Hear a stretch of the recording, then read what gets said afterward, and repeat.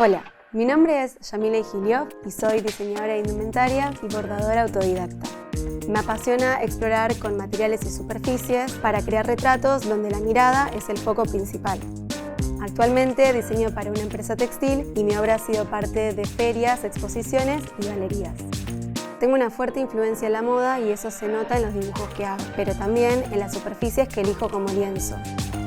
Mi proceso es una mezcla entre el método análogo y digital y consiste en trasladar mis dibujos a una tela para poder incorporar la mayor cantidad de detalle con la precisión que solo la aguja puede dar.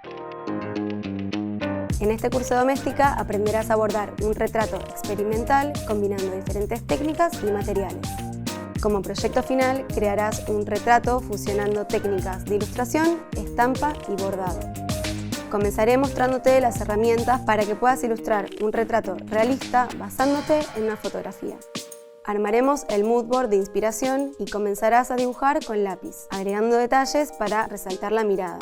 Luego dibujaremos nuestro mapa de bordado en la prenda. Definiremos los colores para que después sean cubiertos por hilo.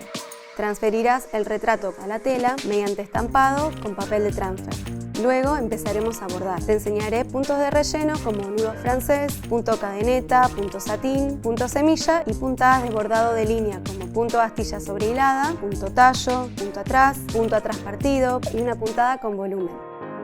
Finalmente agregaremos algunos detalles más como casillas y te enseñaré cómo darle una terminación a tu cuadro en la parte de atrás con puntada festón. Al finalizar el curso sabrás ilustrar un retrato realista basado en una fotografía y transferido a tela, para después bordarlo con materiales diversos y mucha textura. Para tomar este curso no necesitas tener conocimientos previos en dibujo o en bordado, solo material para dibujar, papel de transferencia, agujas e hilo, tela, plancha y bastidor. Transferí lo verdadero de una mirada en superficies que duren para siempre.